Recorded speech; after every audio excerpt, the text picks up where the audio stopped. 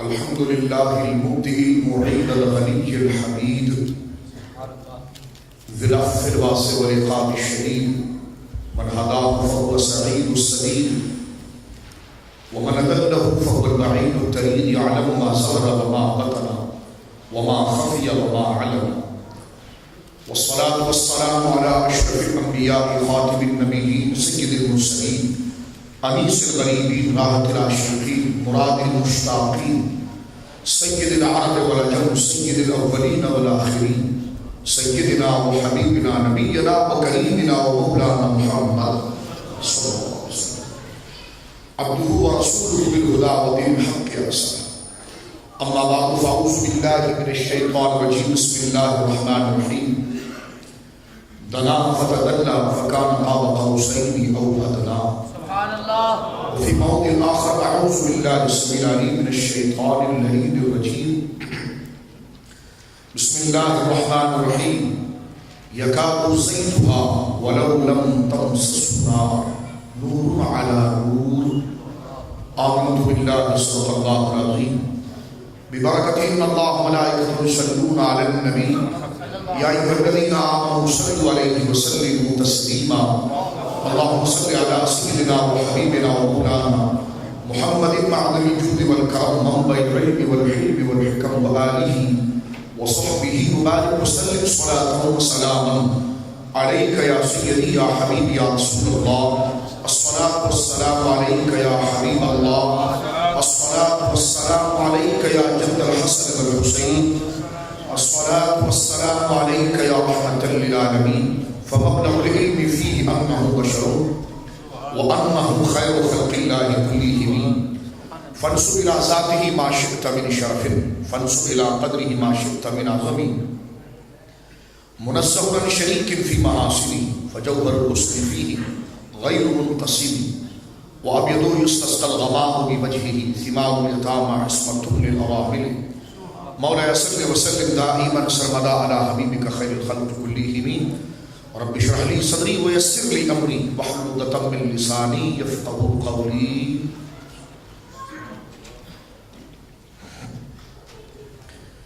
اللہ کی حمد و ثنا نبی کریم صاحب سر تکریم باعث تخلیق ارض و سما صلی اللہ علیہ وآلہ آلہ وصحبہ وبارک وسلم کی بارگاہ مقدسہ میں انتہائی محبت و عقیدت کے ساتھ درود و سلام پیش کرنے کے بعد تمام تعریف اللہ وحدہ لا شریک کے لیے ہے.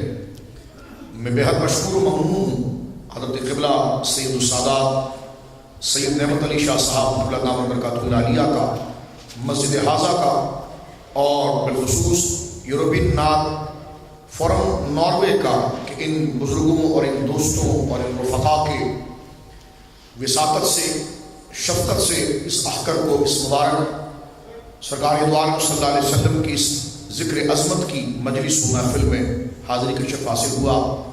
جید علماء کرام مشائخ اعظام اور حاضران مجلس، آج کا دن بھی سرکار دو عالم صلی اللہ علیہ وسلم کے ایک عظیم بلکہ اعظم المعجزات میں سے سیر معراج سفر معراج کے حوالے سے مناسبت رکھتا ہے. کل کی شب الحمدللہ اوسلو ناروے کے اندر اس مبارک شب کے ساتھ مناسبت لیے ہوئے ہے کہ جس میں سرکار دو عالم صلی اللہ علیہ وسلم نے زمین سے لے کر عرش اور عرش سے برا کا ایک مبارک سیر اللہ رب العالمین نے اپنے محبوب کرائی. اور آج کا دن الحمدللہ اسی اعتبار سے اس شام نے اسے بڑا دن قرار دیتے ہیں، اس لیے کہ جو دن حضور علیہ السلام کی عظمتوں اور سرکار دو عالم صلی اللہ علیہ وسلم کے کمالات کو اپنے میں لیا ہوا ہے تو وہ بڑا نہیں ہوگا تو پھر ہوگا کیا. میں اختصار کے ساتھ کیونکہ مغرب کا وقت بھی قریب ہے تو میں چند باتیں اس حوالے سے عرض کرنا چاہتا ہوں کہ ہمارے اکابر اہل سنت و جماعت کے ہمارے اکابر ہمارے مشائخ کا یہ طریقہ کار ہمیشہ سے رہا ہے کہ دو اجتماعات دو محفلیں ہمارے وہاں بڑی اہتمام سے کی جاتی ہیں. احباب اہل سنت ہمارے مشائخ ہمارے مساجد ہمارے آستانے یا جتنی بھی اہل سنت کی تنظیمات ہیں، جتنے اہل سنت کے مفکرین ہیں، معلمین ہیں، مدرسین ہیں، خطباء ہیں، اجلہ علماء ہیں، مشائخ ہیں، وہاں میرے دوستوں، میرے بزرگوں، میرے دوستوں، دو محفلیں، دو مجلس خاص اہتمام کے ساتھ کی جاتی ہیں، ایک میلاد شریف کی مجلس اور ایک معراج نبی صلی اللہ علیہ وسلم کی مجلس۔ میں ٹو دا پوائنٹ بات کروں گا تاکہ جو اپنے عنوانات ہیں وہ میں آپ تک منتقل کر سکوں، اپنے بزرگوں کی لکھی ہوئی تعلیمات جو صحابہ کرام رضوان اللہ اجمعین سے سینہ بسینہ چلی ہوئی آئی ہے کہ دو مجلسیں، دو عنوان، دو ٹاپک ہمارے وہاں بڑے اہتمام کے ساتھ ڈسکس ہوتا ہے اور بڑے خوبصورت انداز میں اس کو سیلیبریٹ کیا جاتا ہے۔ ایک میلاد مصطفیٰ کریم صلی اللہ علیہ وسلم اور ایک معراج مصطفیٰ صلی اللہ علیہ وسلم، کیونکہ اس میں عقیدے کے اعتبار سے بڑی مناسبت ہے، بڑا ان دونوں کا ربط ہے اور بڑا تعلق ہے، اس لیے کہ سرکار دو عالم صلی اللہ علیہ وسلم کے لیے یہ عقیدہ رکھنا ہر مسلمان کے لیے سب سے پہلے ضروری ہے کہ اللہ رب العالمین جل وعلا نے اپنی مخلوق میں سب سے بڑی بزرگی، سب سے بڑی شان، سب سے بڑی منزلت اور سب سے بڑا مقام جن کو عطا فرمایا وہ آمنہ کے لال، پیارے پیارے ہرے ہرے مبارک گنبد میں آرام فرمانے والے میرے اور آپ کے آقا جناب سید عالم صلی اللہ علیہ وسلم ذات گرامی۔ سبحان اللہ۔ یہ سب سے پہلی چیز ہے۔ ہر مسلمان جس کو حضرت شاہ عبدالعزیز محدث دہلوی رحمہ اللہ نے اپنے انداز میں بڑا خوب نبھایا کہ بعد از خدا بزرگ تو ہی قصہ مختصر، اور امام احمد رضا نے اس کو ذکر کیا کہ تیرے تو وصف عیب تنائی سے ہے بری، حیران ہوں میرے شاہ میں کیا کیا کہوں۔ اور حضرت امام بصری نے اس کو اس انداز میں نبھایا کہ فنسب الی ذاتہ ما شئت من شرف، فنسب الی قدرہ ما شئت من عظمہ، یعنی کوئی الفاظ ہمارے پاس میرے دوستوں نہیں ہے، کوئی ایسا پہرایا ہمارے پاس نہیں ہے کہ جس کو انتخاب کر کے ہم حضور علیہ السلام کو جو اللہ رب العالمین نے منزلت اور قدر اور عظمت اور بزرگی عطا فرمائی ہے تو ہمارے کوئی الفاظ اس کا احاطہ کر سکیں، اس پر مکمل اتر سکیں، کیونکہ سرکار دو عالم صلی اللہ علیہ وسلم کو اللہ نے وہ بزرگی عطا فرمائی ہے جس کی تفصیل کو فرد بشر بیان نہیں کر سکتا۔ یہ بغیر کسی اختلاف کے اور بغیر کسی نزاع کے یہ مسلم مسئلہ ہے۔ اس پر ایک بات میں شواہد کے طور پر عرض کرتا ہوں، پھر بات آگے لے کے چلتا ہوں۔ زرقانی نے، امام زرقانی رحمہ اللہ نے ایک بڑا مبارک واقعہ نقل کیا ہے، اور آپ جانتے ہیں سیرت کی انتہائی مستند کتاب ہے۔ متاخرین میں، ماضی قریب میں 150-200-300 سال کے دور کے اندر حضور سید عالم صلی اللہ علیہ وسلم کی سیرت پر بنیادی اور مضبوط کتابوں کے اندر سر فہرست ایک مضبوط کتاب آتی ہے جس کو زرقانی کہا جاتا ہے، اس پر پیش بھی پڑھ دیا جاتا ہے، زرقانی بھی کہہ دیا جاتا ہے۔ یہ باقاعدہ ایک مکمل سیرت کی کتاب المواہب اللدنیہ کی شرح ہے، لیکن اس میں حضرت علامہ عبد الباقی مالکی رحمہ اللہ نے، میں چاہتا ہوں ایک واقعہ ذکر کیا ہوا آپ کے سامنے شیئر کروں، اس سے ہمیں حضور علیہ السلام کی ذات مبارکہ کے ساتھ اپنا تعلق، اپنا ربط حضور کے ذکر کے ساتھ جوڑنے میں بڑی آسانی ہو جاتی ہے۔ سرکار دو عالم صلی اللہ علیہ وسلم کے صحابی ہیں حضرت سیف بن سیف اللہ سیدنا خالد بن ولید رضی اللہ تعالیٰ، جو ہمہ وقت شب و روز حضور علیہ السلام کے سائے شفقت کے اندر تربیت پاتے ہیں۔ صحابی رسول کون نہیں جانتا ہے؟ اسلامی جہاد ہو، اسلامی کوششیں ہو، اسلامی سرحدوں کو اعلاء کلمۃ الحق کے اعتبار سے فتوحات کا صحرا بنانا ہو تو تمام جید صحابہ کرام اور اکابر صحابہ کرام نے حفظ مراتب کے اعتبار سے حضرت سیف بن سیف اللہ، حضرت خالد بن ولید رضی اللہ تعالیٰ عنہ وارضاہ عنہ کو ایک بہت بلند مقام حاصل ہے۔ میرے دوستو، ان کو لقب بھی حضور نے عطا فرمایا، سیف بن سیف اللہ، اللہ کی تلواروں میں سے تلوار، بولیے سبحان اللہ۔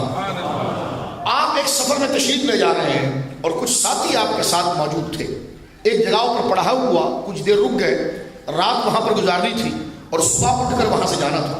تو جو گاؤں کا چودھری تھا، جو گاؤں کا وڈیرا تھا، جو گاؤں کا بڑا تھا، پنچ تھا، وہ آیا اور اس نے حضرت خالد بن ولید رضی اللہ تعالیٰ سے ملاقات کی، اور اس نے حضور علیہ السلام کے غلام ہونے کی حیثیت سے، سرکار کے ساتھی ہونے کی حیثیت سے، سرکار کے صحابی ہونے کی حیثیت سے حضور علیہ السلام سے چند باتیں، حضرت خالد بن ولید سے حضور کے بارے میں چند باتیں پوچھی۔ توجہ میں چاہوں گا آپ کی کہ وہ مائک کی گونج میں یا ماحول کے حالات میں ہماری توجہ منتشر نہ ہو جائے، جو پیغام دیا جا رہا ہے اس کو ہم سنیں اور عمل کی توفیق اس پر حاصل کریں۔ تو وہ شخص حضرت خالد بن ولید کے پاس آیا اور کہنے لگا کہ آپ محمد صلی اللہ علیہ وسلم کے اصحاب میں سے ہیں؟ کہا جی ہاں، کیونکہ میرے آقا کا ایک معجزہ ایسا عظیم معجزہ ہے جس کو بخاری مسلم میں ذکر کیا، میرے آقا نے خود بیان فرمایا کہ فضلت علی الانبیاء بست، اللہ نے مجھے تمام انبیاء پر 6 چیزوں پر فضیلت دی ہے. یہ حضور خود ارشاد فرماتے ہیں مجھے جماعت انبیاء میں اللہ نے ہر ایک پر 6 چیزیں مجھے اتنی دی ہیں، بست 6 چیزیں ایسی ہیں جو صرف مجھے دی گئی اور کسی کو نہیں دی گئی. اس میں سے کیا ہے؟ سرکار صلی اللہ علیہ وسلم نے فرمایا پہلی چیز تو یہ ہے کہ اعطیت جوامع الکلم، اللہ نے مجھے وہ زبان عطا فرمائی ہے کہ میں کروڑوں سال کی بات کو ایک جملے میں کر دیتا ہوں. اب آپ دیکھیے 1430 ہجری چل رہی ہے، اور اس کے ساتھ اگر آپ 1430 ہجری کے ساتھ اگر آپ 11 سال اور لگا لیں تو 1441 ہجری بن جاتے ہیں سال، یہ جب حضور علیہ السلام نے مکہ مکرمہ سے سفر فرمایا تھا. اور اس میں اگر 13 سال اور ایڈ کرتے ہیں تو یہ تقریباً 1450 سال کے قریب کا عرصہ بنتا ہے. سرکار کی زبان پاک سے نکلے ہوئے جملے جو صحابہ نے اپنی دل کی کتابوں پر لکھ لی، اس کے بعد محدثین نے اس کو اوراق پر منتقل کیا، تو حضور علیہ السلام کے کہے ہوئے کلمات 1450 سال سے اس کی تشریح ہو رہی ہے، لیکن ہر بعد میں آنے والا بندہ اس سے بڑی بات کر رہا ہے، اس کی تشریحات چل رہی ہے. یعنی حضور نے ایک جملہ بیان فرمایا تو پہلے محدثین نے کہا اس سے مراد یہ، دوسرا آیا اللہ نے اس کے سینے کو کھولا، اس نے کہا اس سے مراد یہ، تیسرا آیا اللہ نے اس کے سینے کو کھولا تو اس نے کہا اس سے مراد یہ. یعنی یہ کے بعد دیگرے سرکار کے ایک جملے کو سمجھنے میں 1500 سال ہو گئے ہیں، لیکن اس جملے کی چاشنی اور اس کا مفہوم ابھی بھی ختم نہیں ہوا ہے جو حضور نے ارشاد فرمایا. تو اب آپ توجہ فرمائیے میرے دوستوں. تو ایک تو میرے آقا کا معجزہ یہ کہ جو میں نے کہہ دیا وہ برسوں کی تعلیمات اس کے اندر موجود ہے. ایک جملہ ایسے ہے کہ کائنات ختم ہو جائے گی لیکن اس کے مفہوم کی چاشنی اور اس کی جہتیں ختم نہیں ہو سکتی. اس میں سے ایک 6 چیزوں میں سے جو تمام انبیاء کو حضور علیہ السلام کو فضیلت دی گئی ہے، اس میں سے 6 چیزوں میں سے ایک چیز یہ ہے کہ نصرت بالرعب، اللہ نے میری دبدبے سے مدد فرمائی ہے، اللہ نے میری روب کے ساتھ مدد فرمائی ہے. یہ تو کئی کتابوں میں اس کی تشریح ہے، لیکن میں اپنے آقا مولا سرکار غوث الثقلین رضی اللہ تعالیٰ عنہ وردہ عنہ نے بھی اس پر جو قلم اٹھا کر لکھا ہے، تو آپ کی ایک بڑی مشہور کتاب کبریت الاحمر جو غوث اعظم کی طرف صحیح سندوں کے ساتھ منسوب ہے، اس میں بھی یہ محدثین کے طریق پر بات لکھی ہوئی ہے کہ اس کا کیا مطلب ہے کہ نصرت بالرعب، اللہ نے میری روب سے مدد فرمائی. اس کا کیا مطلب ہے؟ تو سرکار غوث الثقلین سرکار بغداد رضی اللہ تعالیٰ فرماتے ہیں اس کا مطلب یہ ہے کہ سرکار اپنے حجرے میں اگر سو رہے ہوں، آرام کر رہے ہوں، تو سرکار کے سر کی جانب 100 میل، سرکار اپنے حجرے میں آرام فرما رہے ہیں تو آپ کی سر کی سین میں 100 میل اور دائیں ہاتھ کی سین میں سبحان اللہ 100 میل اور بائیں ہاتھ کی سین میں 100 میل، قدمین شریفین کی سمت میں 100 میل. تو جتنے جابر ظالم ہیں ان کے دل حضور کے روب سے دہلتے ہیں. فرمایا نصرت بالرعب،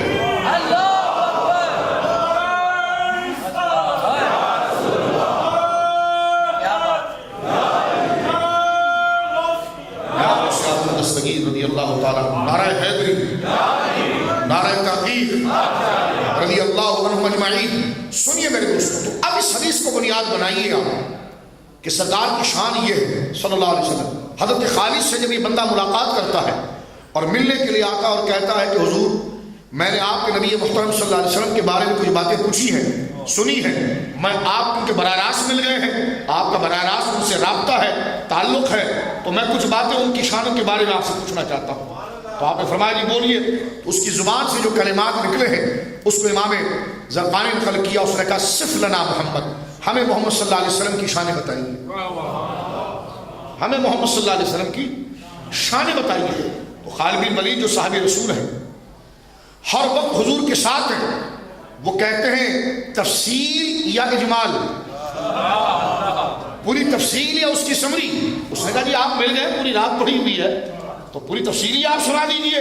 تو فرمایا عز یہ نہیں ہو سکتا، فرمایا تفصیل بیان نہیں ہو سکتی، جیسی جیسی شانیں اللہ نے حضور کو عطا فرمائی ہے اس کو مکمل بیان کرنا. فرمایا صحابی تو ہوں، اپنے سر کی آنکھوں سے حضور کے قدمین کی بار بار زیارت تو کی ہے، لیکن میرے پاس ایسے الفاظ اور کلمات نہیں ہیں کہ جیسی حضور کی شانیں ہیں سب میں تمہارے سامنے بیان کروں۔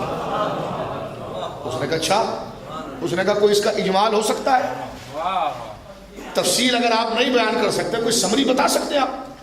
کوئی اس کا خلاصہ بتا سکتے ہیں؟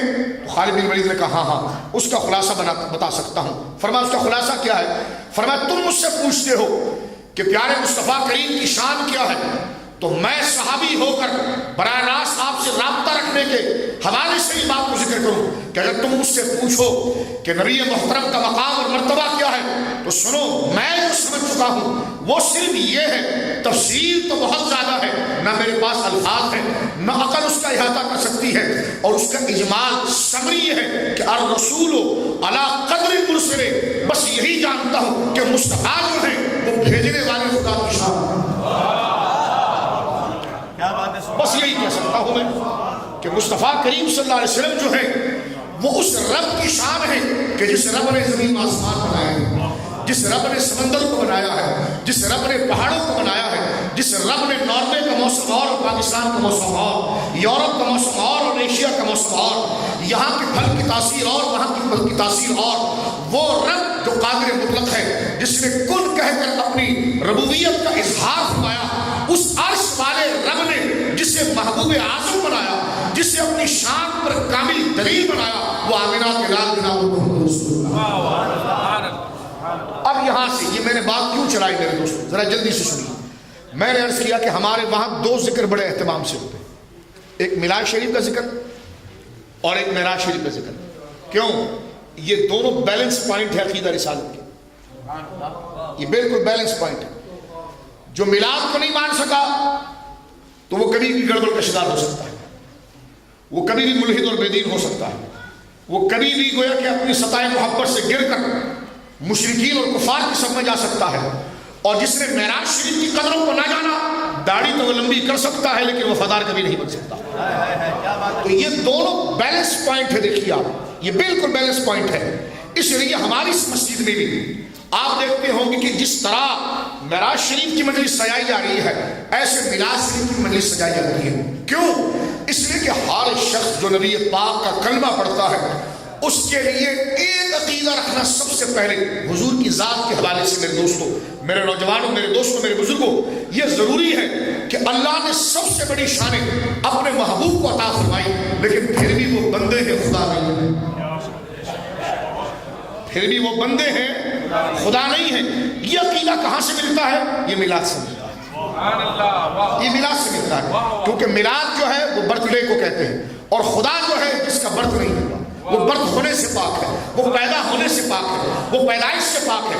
لہذا اہل سنت پر نکتہ چینی کر کے میلی آنکھوں سے دیکھنے کی بجائے ہماری مجلسوں کے عنوان کی طرف آپ غور کریں کہ توحید خالص کا اگر بیلنس ملا ہے تو الحمدللہ یا رسول اللہ کہنے والوں وہ یا رسول اللہ کہنے والوں کو ملا ہے۔ وہ کیسے میرے دوستوں؟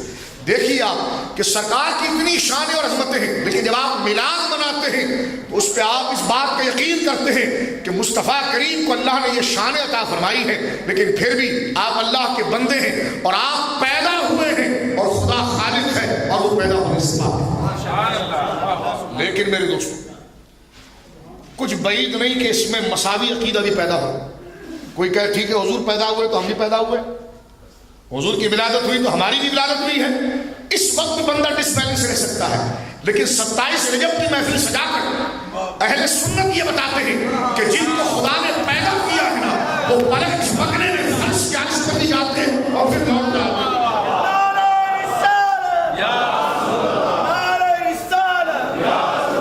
میلاد شریف منا کر سنی یہ پیغام دیتا ہے کہ مصطفیٰ خدا نہیں، اور معراج بنا کر یہ پیغام دیتا ہے کہ مصطفیٰ ہم جیسے ہیں۔ معراج شریف رفعت مصطفیٰ کا نام ہے، عظمت مصطفیٰ کا نام ہے، شان مصطفیٰ کا نام ہے۔ جس طرح حضور کو خدا کا بندہ ماننا ضروری ہے، اسی طرح سب سے بڑی شان والا ماننا بھی ضروری ہے۔ میرے دوستو یہ میلاد شریف اور یہ معراج اپنے عنوان کے اعتبار سے خاص مناسبت رکھتے ہیں، کیونکہ آپ یہ مناسبت دیکھیں، سرکار پیر ملی شاہ صاحب رحمہ اللہ نے اپنے فتاوے میں بڑا خوبصورت یہ نقطہ لکھا، فرمایا دیکھو کہ صرف اگر بشریت کا اعلان کریں آپ اور بشر کہیں حضور کو، تو یہ تو کفار کا طریقہ بھی تھا کہ جس محفل میں بیٹھے حضور کو بشر کہیں، کیونکہ بشر کہنے سے اکمل اور ایک مساوی اور ایک برابری کا نظریہ پیدا ہوتا ہے، اور جہاں حضور کے لیے برابری کا نظریہ پیدا ہو جائے تو پھر نماز بھی برباد اور روزہ بھی برباد۔ کسی نے سوال کیا کہ کیا حضور بندے نہیں ہیں، حضور عبد نہیں ہے، بندے نہیں ہیں؟ تو پوچھا گیا تو نے پڑھ کہاں سے لیا کہ حضور بندے ہیں؟ پڑھا کہاں سے؟ نے کہا یہ دوسرے کلمے میں نے پڑھا ہے، اشہد ان محمد عبدہ، فرمایا آگے نہیں پڑھا رسولہ، آگے نہیں پڑھا رسولہ، تو یہ عبدہ ہو کہتے رہو گے تو برباد ہو جاؤ گے۔ بیلنس کب آئے گا؟ جب عبدہ اور رسولہ دونوں کو ساتھ رکھو گے۔ تو عبدہ میلاد ہے، رسولہ میلاد النبی ہے۔ یہ جو بیلنس ہے میرے دوستو، یہ اہل سنت کی اختراع، یہ بناوٹ، یہ خود ساختہ مجلس نہیں ہے، بلکہ یہ توحید کے عقیدے کو مستحکم اور مضبوط کرنے کی محفل ہے۔ اب میں اس کو تھوڑا سے آگے لے کر آگے چلتا ہوں اور اس بات کو میں دوبارہ ریپیٹ کر دیتا ہوں۔ کل میں نے مفتی زبیر صاحب جو مدظ اللہ العالی کے وہاں بھی یہ بات حضرت کی موجودگی میں عرض کی تھی، یہاں پر بھی علماء موجود ہیں، تو آپ خدمت میں عرض کرنا چاہتا ہوں اس حوالے سے کہ ذرا سمجھنے کے لیے سوشل میڈیا پر چند کنفیوژن بڑی پھیلائی جاتی ہے۔ یہ ہماری بدقسمتی ہے کہ جب بھی کوئی اچھا دن آتا ہے تو کوئی ایک منفی پوسٹ سامنے آ جاتی ہے، جس کی وجہ سے یہ علماء معذرت کے ساتھ یہ نوجوان یہ دوست پراگندہ مائنڈ ہو جاتے ہیں، یعنی منتشر مزاج ہو جاتے ہیں، کانسیپٹ الجھ جاتا ہے، کیا کریں کیا نہ کریں۔ سید نعمت علی شاہ صاحب کے پاس کبھی کسی بزرگ کے پاس کسی بزرگ کے پاس دوڑتے ہیں، تو میں ان لوگوں سے یہ کہنا چاہتا ہوں کہ اگر حضور کی شان و عظمت کی بات آتی ہے تو اس کے خلاف اگر منفی پوسٹیں آپ چلائیں گے تو اس سے آپ کو فائدہ کیا پہنچے گا؟ اگر آپ حضور کا کلمہ پڑھنے والے ہیں تو حضور آپ کی اگینسٹ پارٹی کے لیڈر تو نہیں، کیا آپ اس پارٹی کو گرانا چاہتے ہیں؟ کلمہ تو آپ بھی حضور کا پڑھتے ہیں، تو اگر حضور کا ذکر کوئی کرے گا تو وہ حضور کا وفاداری بنے گا، غدار تو نہیں ہوگا۔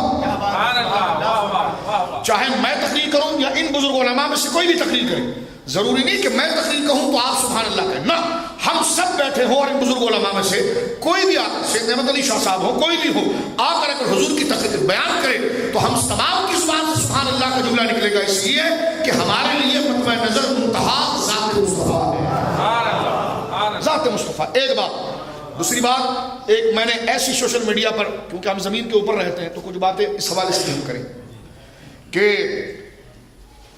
صحابہ نے تو یہ نہیں کیا، صحابہ نے تو ایسی مجلسیں نہیں سجائی، صحابہ نے ایسی محفلیں نہیں سجائی، اس کی ضرورت تو صحابہ کو کوئی پیش نہیں آئی۔ میں نے کہا اس کی ضرورت واقعی میں صحابہ کو نہیں تھی، اس کی ضرورت واقعی میں صحابہ کو نہیں تھی، جو عشق و وفاداری کے مجسمہ تھے کہ بڑے بڑے پہاڑ جیسی فتنوں کی چٹانیں ان سے ٹکرا کر پاش پاش ہو جاتی تھی، انہیں عشق کو بچانے کے لیے ایسی ایکسرسائز کی ضرورت نہیں تھی، عشق و وفاداری کو بچانے کے لیے ایسی ایکسرسائز کی ضرورت نہیں تھی۔ ضرورت تو ہمارے لیے ہے کہ کوسوں دور زمانہ گزر گیا حضور سے، طرح طرح کے فتنے ہمارے قریب آ گئے ہیں اور اصل چیز محبت مصطفیٰ ہے، اس کو بچانا ہے، تو ہم ہر لمحہ ایسی عملی ایکسرسائز فزیکل طور پر کرتے ہیں جس کے کرنے سے عشق مصطفیٰ بن جائے۔ ہم نے کہا جو ایکسرسائز کی جاتی ہے وہ تو نہیں ہوتی ہے، لیکن جو پیغام بچاتی ہے وہ ضروری ہوتا ہے، وہ لازم ہوتا ہے۔ اس طرح یہ لاؤڈ اسپیکر ہے تو یہ نیا، لیکن جب اس پر اذان دی جاتی ہے تو کوئی اس کو اٹھا کر ڈسٹ بین میں نہیں پھینکتا۔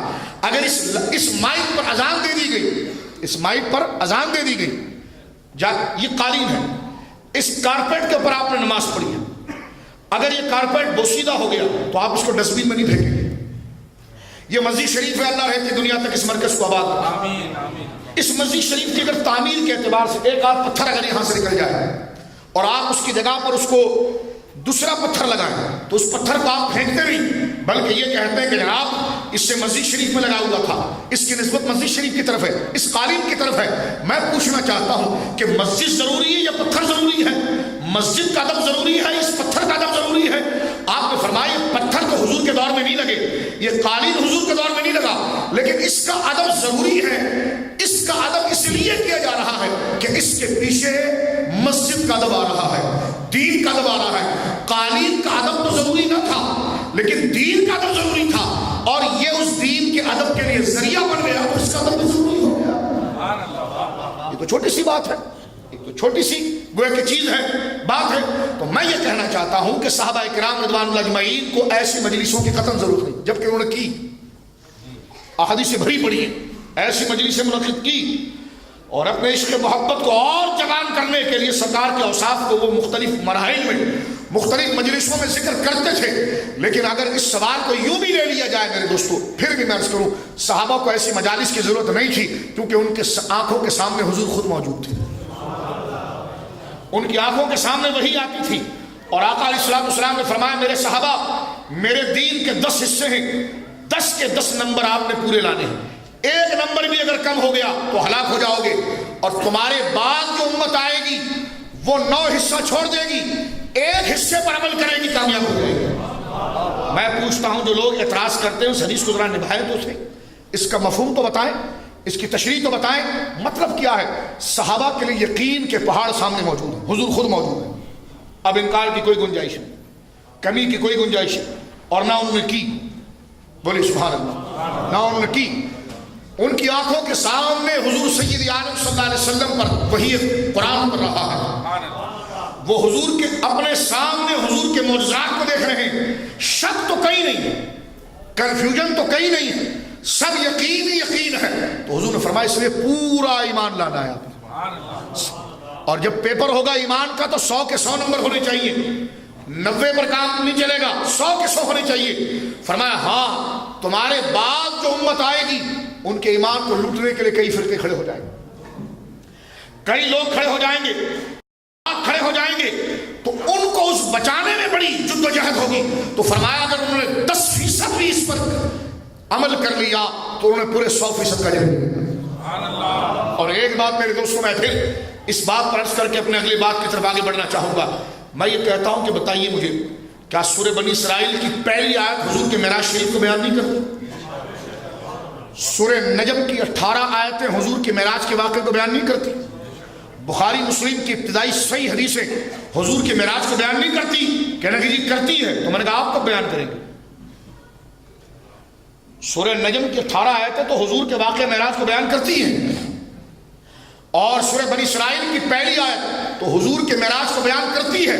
احادیث بیان کرتی ہے کہ آپ کب بیان کریں گے، اور جب بھی آپ بیان کریں گے تو آپ کے منبر پر بیٹھنا تو ہوگا نا، لوگوں کو بٹھانا تو ہوگا.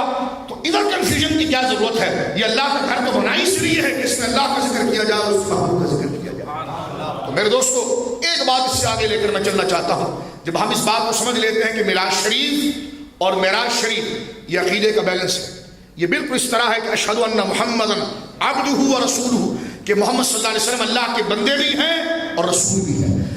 بندے ہیں مطلب خدا نہیں ہے، رسول ہے مطلب ہم جیسے. تو معراج شریف کا عقیدہ یہ بتاتا ہے کہ ایسی شانیں کسی کو نہیں ملی جو اللہ نے اپنے محبوب کو عطا فرمائی. بولیے سبحان اللہ. جو اپنے محبوب کریم صلی اللہ علیہ وسلم کو اللہ نے عطا فرمائی ہے. علماء نے یہاں پر لکھا ہے مسئلہ، مولا علی قاری رحمہ اللہ نے بڑی پیاری بات مرقات کے مقدمے میں لکھی ہے. معراج شریف کی تشریح کرتے ہوئے انہوں نے فرمایا سنو ایک آسان سی مثال دیکھو. میں اور آپ جب کہیں آتے جاتے ہیں، چلتے پھرتے ہیں، تو یہ ہمارا جسم ہمیں نہیں چلاتا، یہ ہماری روح ہمیں چلاتی ہے، یہ ہماری روح ہمیں چلاتی ہے. جسم سے اگر روح نکل جائے تو پھر جسم نہ ہل سکتا ہے نہ چل سکتا ہے. روح جب تک، اور اس میں صرف یہ نہیں، جس طرح کہ اب میں وہاں جانا چاہتا ہوں آپ یہاں آنا چاہتے ہیں، تو یہ ارادہ بھی روح نے پیدا کیا، اور یہ چلنے کی طاقت ہماری باڈی کو دی بھی ہماری سول روح نے. یہ روح وہاں تک لے جاتے ہیں. روح جسم سے نکل جائے گی تو جسم وہی تھا جو چلتا پھرتا تھا، ایکسرسائز کرتا تھا، جوگنگ کرتا تھا، پھرتا پھراتا تھا، اب وہ ہل نہیں سکتا. لیکن اس کے ساتھ ساتھ میرے دوستوں، میرے نوجوان ساتھیوں، اس کے ساتھ یہ بھی ہے روح اگر کمزور ہو جائے گی تو جسم کی طاقت بھی کمزور ہو جائے گی، اور روح اگر طاقتور رہے گی جسم کی طاقت بھی زیادہ رہے گی. مولا علی قاری نے بڑی پیاری بات لکھی اور قرآن و حدیث کا وہ خلاصہ نقل کیا. فرمایا سنیں ایک بات کو، انبیاء کی روحوں میں اللہ نے بڑی طاقتیں رکھی ہیں، اور جب روح طاقت پکڑتی ہے، ہماری روح طاقت پکڑتی ہے تو ہم زمین پر چلتے ہیں. انبیاء کی روح طاقت پکڑتی ہے تو روح ان کے جسم کو زمین پر نہیں، زمین سے اٹھاتی ہے. جیسے حضرت عیسیٰ علیہ السلام کو آپ دیکھیں، چوتھے آسمان پر جلوگر ہے. یہ اہل سنت اور کا عقیدہ ہے، یہ مسلمانوں کا اجماعی عقیدہ ہے کہ آپ کو آسمان پر تشریف لے جائے ہوئے 2-2.5 سال کے قریب کا عرصہ ہو گیا ہے. یوں سمجھیے آپ یہ جتنا بھی بنے لیکن 1000 سال 2000 سال کے قریب کا عرصہ ہے. آپ وہی ہیں جب زمین پر رہتے تو پیاس لگتی تھی, زمین پر رہتے تھے تو آپ کو بھوک لگتی تھی, زمین پر رہتے تھے تو کسی جگہ پر آپ سوتے تھے, کسی سہارے جگہ پہ سہارا لے کر آپ بیٹھتے تھے. لیکن آج جو آپ چوتھے آسمان پر جلوگر ہیں اور مقام لطیف میں جلوگر ہیں جہاں کثافت نہیں ہے, جہاں کرسی نہیں ہے, لیکن آج دیکھیے یہ 2000 سال کا عرصہ ہے. کبھی آپ نے سوچا حضرت عیسیٰ پیتے کیا ہو, حضرت عیسیٰ علیہ السلام کھاتے کیا ہوں, حضرت عیسیٰ علیہ السلام بیٹھتے کہاں ہوں گے؟ تو یہ انبیاء کے وجود کے اندر اللہ نے ان کی روح مبارک کو اتنا طاقتور بنایا ہے کہ کبھی ان کی بشریت کی جلوہ گری ہوتی ہے, کبھی نورانیت کی جلوہ گری ہوتی ہے. بشریت کی جلوہ گری ہوتی ہے تو پتھر لگنے سے طائف کے سر مبارک سے خون نکلتا ہے, اور جب نورانیت کی جلوہ گر ہوتی ہے تو سینہ چیر دیا جائے خون کا قطرہ نہیں ہوتا ہے. اور جب بشری جلوہ گری ہوتی ہے یہی حضرت عیسیٰ پانی کا گھونٹ پیتے ہیں اور روح کی جلوہ گری ہوتی ہے تو ہزاروں سال آسمانوں پر ہے, نہ پیاس ہے, نہ بھوک ہے, نہ سہارا ہے. یہ اسلامی عقائد میں سے, یہ یقینی عقائد میں سے. اور ادھر بڑی پیاری بات ہمارے علماء نے لکھی کہ سب سے قوی روح, سب سے طاقتور روح یہ روح مصطفیٰ صلی اللہ علیہ وسلم. وہ کیسے؟ معراج میں ظاہر ہو گیا کہ جو روح الامین ہے وہ بھی جوتوں کے نیچے رہا. بولے سبحان اللہ. جو روح مطلق ہے, قرآن جب جس کو روح مطلق کہتا ہے اس سے مراد جبریل ہوتے ہیں. فرمایا تنزل الملائکۃ والروح, نازل ہوتے شب قدر میں فرشتے اور روح اترتی ہے اللہ کی جانب سے. پوچھا کہ روح سے مراد کیا ہے؟ فرمایا جبرائیل. روح سے مراد کیا ہے؟ جبرائیل. جبرائیل نورانیت میں اس اعلیٰ درجے پر ہیں کہ اللہ نے ان کا نام مبارک بھی روح رکھا ہے, لیکن جو روح لطیف اور انتہائی نرم جسم والے ہیں, معراج کی رات وہ سدرہ پر رک گئے اور حضور سید عالم کی نورانیت ایسی ہے کہ حضور اس سے بھی بڑا تشریف لے گئے, اس سے بھی بڑا حضور سید عالم صلی اللہ علیہ وسلم میرے دوستو تشریف لے گئے اور سرکار دو عالم صلی اللہ علیہ وسلم کو روح نصیب ہوا. لیکن میں یہاں پر ایک بات آپ کی خدمت میں عرض کرنا چاہتا ہوں, وہ کیا ہے؟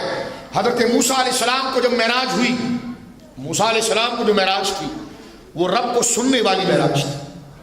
رب کو بولیے سننے والی معراج, اور حضور کی معراج سننے اور دیکھنے دونوں والی تھی.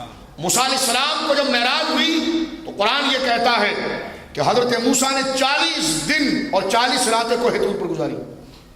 40 دن اور 40 راتیں بولیے کوہ طور پر گزاری.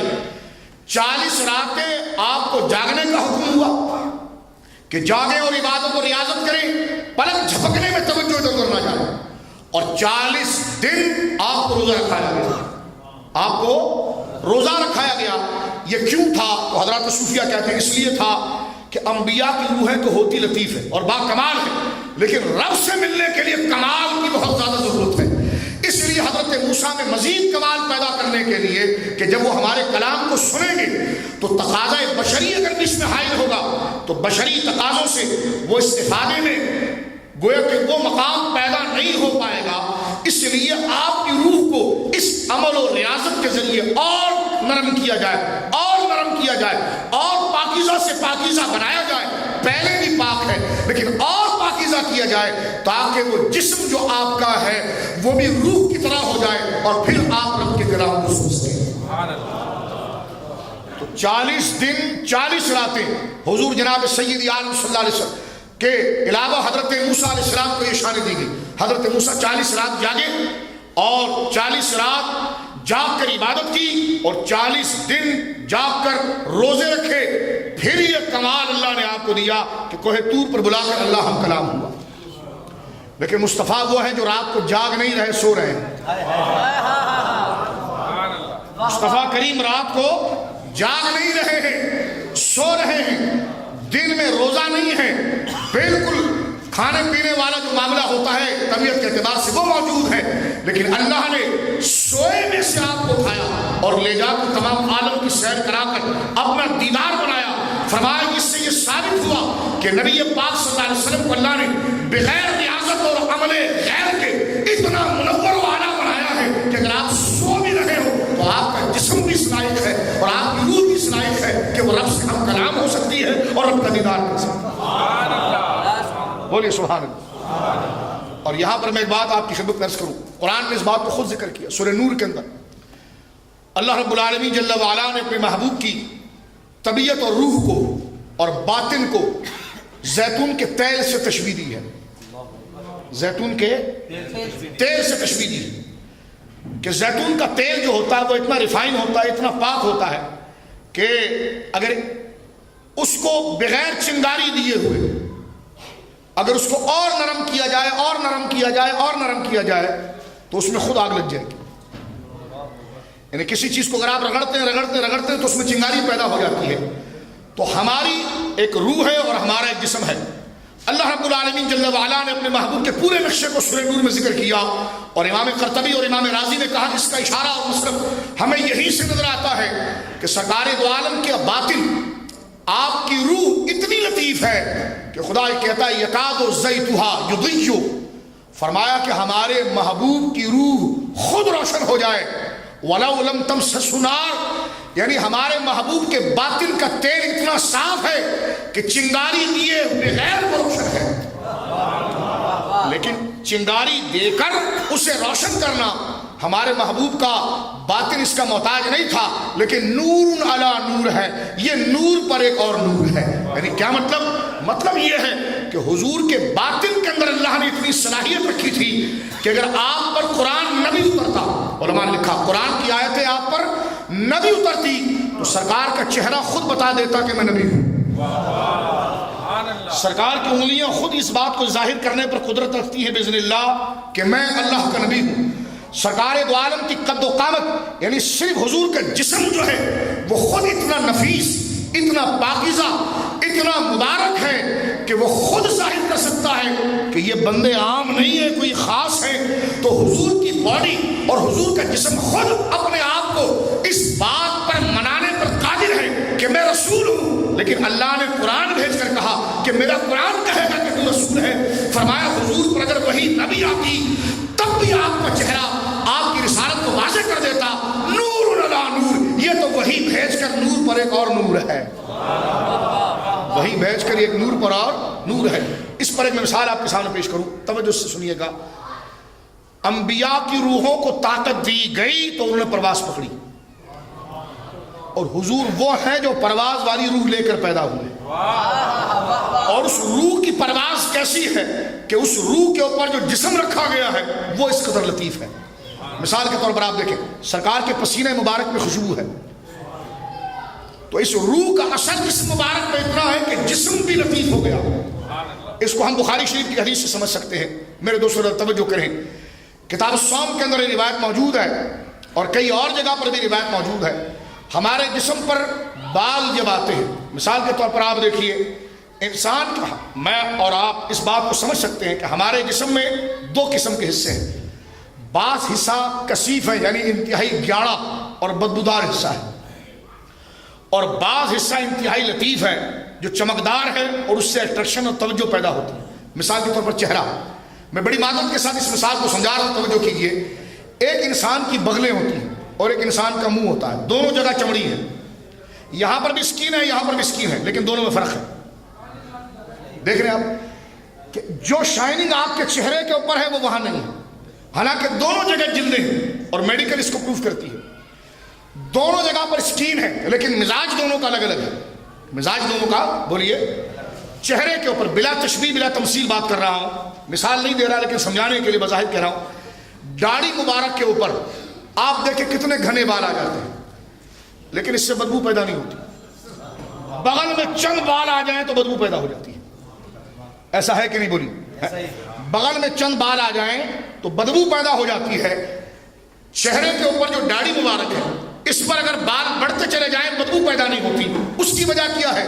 اس کو ہم سمجھ سکتے ہیں اپنے ظاہری صورت میں کہ اللہ نے کثیف انسان کے اندر بھی چہرے کو لطیف بنایا ہے، لیکن مصطفیٰ کریم کی لطافت کا حال یہ ہے اور شان یہ ہے کہ کتاب الاستسقاء دیکھیے، بخاری کتاب الصوم دیکھیے، صحابی رسول کہتے ہیں میں نے دیکھا کہ کان یرفع یدیہ، سرکار نے اپنے ہاتھوں کو اٹھایا ہوا تھا دعا کے لیے، حتی یرا بیاض ابطیہ، میں نے یہ نہیں دیکھا کہ حضور کا چہرہ چمک رہا تھا، وہ تو چمکتا ہی ہے، فرمایا میں نے دیکھا کہ حضور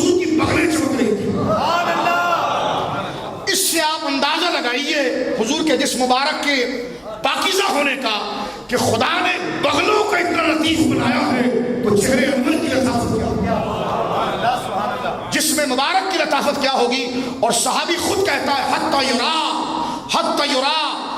یرا بیاض ابطیہ، سرکار کا جبہ مبارک بھی ہے، چادر مبارک بھی ہے، لیکن جب کان یرفع یدیہ، سرکار نے جب دعا کے لیے اپنے ہاتھوں کو اٹھایا، فرماتے کہ نور کی شعاعیں آپ کی بغلوں سے نکل رہی تھی، تو اندازہ لگائیے کہ وہ جسم کتنا لطیف تھا، کتنا منور تھا، کتنا پاکیزہ تھا کہ جس میں کثافت ہوتی ہے خدا نے وہاں لطافت ایسی رکھی ہے، تو جو ہاں لطافت ہوتی ہے اس چہرے کی روشنی کی اس چہرے کی میرے دوستو شان و عظمت اللہ رب العالمین نے کتنی عطا فرمائی ہوگی۔ اور اسی کو آپ دیکھیے اللہ نے جب بھی معراج کرائی اپنے محبوبوں کو تو اس کے ذریعے خاص علم اور خاص شان اللہ نے عطا فرمائی۔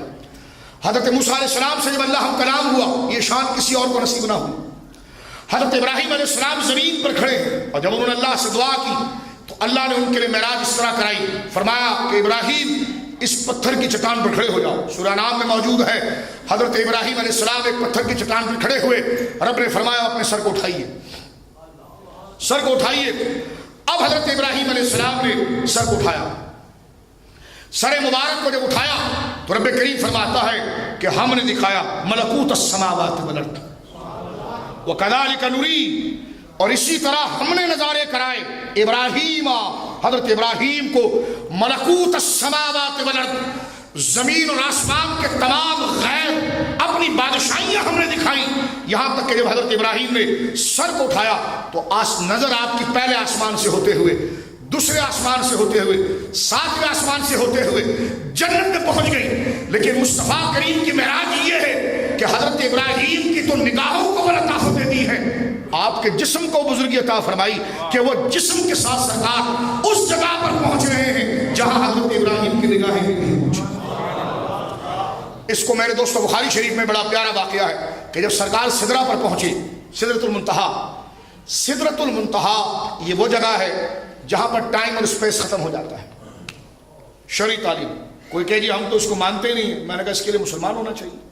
الذین یؤمنون بالغیب، یہ غیب کی باتیں، تو آپ اس پر بحث نہ کریں، پہلے ہم سے اسلام پر بحث کریں تاکہ پہلے اس پر بات ہو تو اس پر چلیں آپ۔ یہ تو بات کے نتیجے کی چیزیں ہیں کہ ہم تو اس کو تسلیم نہیں کرتے، میں نے کہا اس کو تسلیم کرنے کے لیے پہلے مقدمات اور پروسیس ہیں، اس کو آپ قبول کریں گے تو اس کا رزلٹ یہ پیدا ہوتا ہے۔ ایک بات، لیکن میں یہاں پر یہ بات آپ سے عرض کرنا چاہ رہا ہوں میرے دوستو، آخری چند لفظوں کے اندر جو وقت بالکل اختصار کے ساتھ رہ گیا ہے کہ نبی پاک صلی اللہ علیہ وسلم جب سدرہ پر پہنچے تو سدرہ کہتے ہیں بیری کے درخت، منتہا یعنی اینڈ، ختم، وہاں کائنات ختم ہے، لیکن علماء نے اس کا ایک بڑا پیارا نقشہ کھینچا ہے، فرمایا کہ سدرہ پر ایک درخت ہے اور اس درخت کی وجہ سے وہ پہچانا جاتا ہے، اور اس درخت کے ہاتھی کے کان، ایلیفینٹ، ہاتھی کے کان کی طرح بڑے بڑے پتے ہیں اور وہ ہرے رنگ کے، کس رنگ کے ہیں؟ ہرے رنگ کے ہیں، جس نے اس کو ڈھانپا ہوا ہے، مولا علی قاری فرماتے وہ ہرا رنگ دراصل انبیاء کی روحوں کا ہے، وہ ہرا رنگ دراصل میں انبیاء کی روحوں کا ہے، یعنی انبیاء کی روحیں پرواز کرتی اور سدرہ تک پہنچتی ہیں، سدرۃ المنتہا تک پہنچتی ہے، اور میرے آقا اس کے اوپر تشریف لائے۔ کچھ دن پہلے ٹی وی پر کچھ ایک صاحب تھے، اب نہیں رہے، وہ لاہور میں انتقال کر گئے، ان کا ایک رسالہ تھا معراج النبی، درس قرآن کے نام سے وہ بہت زیادہ پہچانے جاتے تھے، لیکن درس قرآن سے بندہ پکڑائی نہیں دیتا، حضور کی محبت سے پکڑائی دیتا ہے کہ یہ ایمان ہے یا صرف ظاہری صرف پڑھنا ہی پڑھانا ہے۔ تو انہوں نے اپنی کتاب میں لکھا کہ حضور کو سدرہ سے اوپر معراج نہیں ہوئی، سدرہ سے اوپر معراج نہیں ہوئی۔ میں نے کہا آپ کو کیا تکلیف ہے اس میں اور آپ کو کیا پریشانی ہے؟ کوئی یہودی لکھتا تو سمجھ میں آتا کہ وہ نص نکال رہا ہے، آپ تو کلمہ پڑھتے ہیں اس پر، آپ کو کیا پریشانی، آپ ایسی باتیں کیوں لکھتے ہیں؟ ساری تحقیق آپ نے ایک طرف رکھی، سارا زور آپ نے اس پر ڈال دیا کہ حضور کو سدرہ سے اوپر معراج نہیں ہوئی ہے۔ اور اتنا ہی اگر کہتے نا تو میں ناروے کی اس مرکز اہل سنت میں اس بات کی شکایت نہ کرتا، اور اتنا تحمل تو میرے اندر بھی ہے کہ میں اٹھ کے چلا جاتا اور یہ بات ذکر نہ کرتا، لیکن کچھ عشق و وفاداری کے حوالے سے ایک بات میں عرض کر دوں آپ کے سامنے، ہر بات منہ بند کرنے کی نہیں ہوتی، کیونکہ ہر بات میں منہ بند کریں گے تو ایمان کے لالے لگ جائیں گے، کچھ باتیں ایسی ہوتی جس کا اظہار کرنا چاہیے۔ اشداء الکفار رحماء بینہم، دونوں کا مجموعہ ہونا چاہیے۔ تو اس بات کو صرف انہوں نے یہاں تک نہیں لکھا، کہ حضور کو سدرہ سے اوپر معراج نہ ہوئی، میں کہتا تھا چلو انہوں نے اپنی ایک بھنڈ والی تحقیق تھی وہ ہو گئی، لیکن آگے وہ ایک بات کرتے ہیں بڑی عجیب، کہتے ہیں یہ جو لوگ سدرہ سے اوپر کی معراج کی بات کرتے ہیں یہ صرف شاعری ہے بس. اور آپ یقیناً اردو جانتے ہیں نا سب اردو، تو شاعری کا محاورہ جھوٹ کے لیے استعمال ہوتا ہے. شاعری کا محاورہ جھوٹ کے لیے، یعنی یہ بات آپ کریں بھائی یہ تو صرف شاعری، اب رہنے دو نا، یہ کیا بات کر رہے ہیں. تو شاعری کا معنی تنقیص کے لیے، نقد پر، یہ جھوٹ کے لیے آتا ہے. میں کہتا ہوں کہ اگر واقعی میں آپ میلاد بھی مناتے اور معراج بھی مناتے تو اتنا چھوٹا مطالعہ آپ کا نہیں رہتا. آپ نے کہا کہ چھوٹے مطالعے کی شاجی بات کیوں کی؟ میں نے کہا اس لیے کہ یہ مسئلہ بخاری کی پہلی حدیث میں حل ہو رہا ہے. دور جانے کی ضرورت نہیں کہ آپ ابھی نیٹ کریں گے، اب ہارڈ ڈسک لائیں گے، ابھی آپ شاملہ کھولیں گے اور پھر آپ یہ جائیں گے یہاں جائیں گے، اتنی ضرورت نہیں. یہ تو بخاری کتاب الصلاۃ کی پہلی حدیث ہے جس میں حضور نے واقعہ معراج بیان کرتے ہوئے ارشاد فرمایا حت و ظہرت لمصطفیٰ اسمع فیہ شریف الاخلاق. یہ جملے ہیں بخاری کے، بولیے سبحان اللہ. سرکار فرماتے ہیں میں اوپر جاتے جاتے ایسی جگہ پر پہنچا جو جگہ کا نام تھا مقام مصطفیٰ، اور وہاں کیا کیا حضور آپ نے؟ فرمایا انی اسمع شریف الاقلام، خدا کی تقدیر کا قلم چل رہا تھا، میں نے اس کی آواز سنی. بولیے سبحان اللہ. خدا کی تقدیر کا قلم چل رہا تھا، میں نے اس کی آواز سنی. یہ جگہ کون سی تھی؟ عمدۃ القاری اٹھا کر دیکھیں آپ، فتح الباری اٹھا کر دیکھیں آپ، ملا علی قاری کی ملکات اٹھا کر دیکھیں آپ. یہ کوئی آج مولوی کی بات نہیں، صدیوں پہلے اس بات کی تشریح ہو چکی ہے. فرمایا مقام مصطفیٰ وہ جگہ ہے جہاں پر قیامت تک کیا ہوگا خدا نے اپنی تقدیر لکھوائی ہے، اپنا علم لکھوایا ہے. اللہ نے جو اپنے بندوں کے ساتھ کیا کیا کرنا ہے، ماضی بھی لکھوایا، پاسٹ بھی اور فیوچر بھی، سب لکھوایا ہے. کون کب پیدا ہوگا، کہاں پیدا ہوگا، کیا کھائے گا، فلاں جگہ کب ہوگا، موسم کہاں کیا ہوں گے، حالات کیا ہوں گے، قیامت کب آئے گی، سب اس میں عوامر و تدابیر لکھ دی گئی ہے. سرکار فرماتے میں اس کے قریب گیا اور انی اسمع شریف الاقلام ہے، وہ تقدیر کی باتیں خدا نے مجھے سنائی دی ہے اور دکھائی دی ہے. اچھا وہ جگہ ہے کہاں پر؟ تو اس کی تشریح کرتے ہوئے علماء لکھتے ہیں وہ جگہ سدرہ سے اتنی اونچے ہیں جتنا زمین سے سدرہ اونچا ہے. میں نے کہا آپ کا تو ذوق تھا کہ حضور سدرہ سے اوپر نہیں گئے. مقام مصطفیٰ کا ایک جملہ اگر آپ اس کی تشریح دیکھتے اور علماء کو پڑھتے کہ اس کے بارے میں مراد کیا ہے، اس مقام مصطفیٰ سے مراد اور مقصود کیا ہے، تو وہ مقام وہ ہے جو سدرہ سے اتنا اوپر ہے جتنا زمین سے 7 آسمان اوپر ہے. سرکار جب وہاں پر گئے تو میرے دوستوں کتنی بڑی کرامت میرے آقا کی ظاہر ہوئی، بتائیں بولے سبحان. تو علامہ عینی کا بھی وجد آیا، یہ جملہ انہوں نے لکھا ہے، انہوں نے جھوم کر یہ جملہ لکھا، فرمایا واللہ ھذا منتہا. اللہ اکبر. میں کہا عمدۃ القاری میں لکھتے ہیں واللہ ھذا المنتہا لا تقدم فیہ احد علیہ، کہ رب کعبہ کی قسم یہ انتہا ہے، نہ کسی فرشتے نے کبھی یہاں پر آنے کی کوشش کی، نہ آ سکتا تھا، نہ کوئی نبی آ سکتا تھا، اگر آیا اس کے کاملہ کلام. بولیے سبحان اللہ. اسی کے جلوے اسی سے ملنے، اسی کے جلوے اسی سے ملنے، اسی سے اس کی طرف گئے تھے. یہ جناب رسالت امام صلی اللہ علیہ وسلم کا یہ سفر معراج ہے. میرے دوست کے وقت مکمل ہو گیا اور مغرب کا وقت تقریباً داخل ہو چکا ہے. ان تمام باتوں سے ہمیں کیا پیغام کیا ملا؟ آسان پیغام کیا ملا آج کی اس کانفرنس کا؟ آج کے اس یورپین ناک فارم نے آپ کو پیغام کیا دیا؟ پیغام یہ دیا کہ اب میری نگاہوں میں رشتہ نہیں ہوگا، اب میری نگاہوں میں جچتا نہیں کوئی. ذرا ہاتھ اٹھا کر سینے پر رکھیں اور کہیں جیسے ہیں میرے سرکار ایسا نہیں کوئی. تو اللہ رب العالمین جل وعلا جب تک ہم زندہ رہیں حضور جناب سیدی عالم صلی اللہ علیہ وسلم کی محبت ہمارے دلوں پر بھی اور ہمارے بچوں کے دلوں پر بھی اللہ رب العالمین کے فضل سے وہ پہرا دیتی رہے. سب سے بڑی نعمت میرے دوستوں موت تو آنی ہے، جو نہ مانے وہ بھی مرے گا اور جو مانتا ہے وہ بھی جائے گا. جس نے خاکے شاکے کی بدتمیزی کی وہ بھی گاڑا جائے گا اور جس نے اس کے لیے آواز اٹھائی وہ بھی اپنے مدار الانوار میں جائے گا. لیکن فیصلہ کس کے حق میں ہوگا؟ فیصلہ اس کے حق میں ہوگا کہ جسے حضور کی محبت کی دولت ملی ہے. اللہ آپ لوگوں کو سلامت رکھے کہ اس جگہ پر آپ نے اتنا وقت دیا اور بیٹھ کر آپ نے حضور جناب سید عالم کی محبت کو سنا. ایک جملہ عرض کر کے اپنی گفتگو ختم کرتا ہوں. ایک جگہ پر میں تھا تو وہ ہمارے ایک دوست نے جس طرح بھی بار بار نام لیا گیا تو علماء نے اور سب نے حضور کا نام سن سن کر انگوٹھے چھوئے. تو ایک شخص آئے جن کی داڑھی اپنے حد سے بہت باہر تھی اور کہنے لگے یہ کیا کر رہے ہو تم؟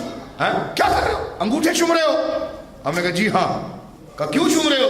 ہم نے کہا جنہوں نے دیکھا تھا وہ تو پاؤں چومتے تھے. جنہوں نے دیکھا تھا وہ پاؤں چومتے تھے, ہم نے نہیں دیکھا, ہم اس نام مبارک کو چوم رہے ہیں. اور پھر سب سے بڑی بات یہ ہے کہ اس نام کو چومنے سے محبت ہی بچتی ہے, عقیدت ہی بچتی ہے. یا اللہ مدد کے بعد بھی آپ کے مولانا صاحب کو 7 دن پاکستان لگانے پڑے تھے. تو میں یہ پوچھنا چاہتا ہوں کہ حضور سید عالم صلی اللہ علیہ وسلم سے محبت اور رابطہ اگر ہو جائے تو پھر گرمی قریب نہیں آتی ہے, وہ گنبد والا خود حفاظت فرماتا ہے. اللہ رب العالمین جل وعلا اس مجلس معراج النبی صلی اللہ علیہ وسلم اور یورپین نعت فورم کے ناروے کے تمام افراد کو اللہ برکت عطا فرمائے. اس مرکز شریف کو اللہ آباد رکھے. ان علماء کا سایہ جو یہاں پر جلوہ گر ہے اہل سنت پر قادر قائم و دائم رکھے. ہمارے ان علماء کو اللہ حاسدین سے اور شریر کی شر سے بچائے اور ہمیں زیادہ سے زیادہ اپنے علاقی علماء کے ساتھ وابستہ ہو کر یہاں کی جو زبان ہے اس میں یا جو زبان ہم سیکھتے ہیں اس میں زیادہ سے زیادہ دین کی معلومات اور بالخصوص حضور کی عظمتوں کو سنیں. کیونکہ جس دل میں ایک دفعہ حضور کی عظمت کا چراغ جل جائے وہ پنجاب سے ناروے بھی آ جائے اور بچپن سے بڑھاپے کی دہلیز پر بھی قدم رکھ دے, لیکن وہ دولت اس کے پاس رہنے کی وجہ سے اسلام کی کھیتی اس کے لیے تر و تازہ رہتی ہے. کہ محمد سے وفا تو نے تو ہم تیرے ہیں, یہ جہاں چیز ہے کیا لوہ قلم تیرے ہیں. واخر دعوانا الحمدللہ رب العالمین.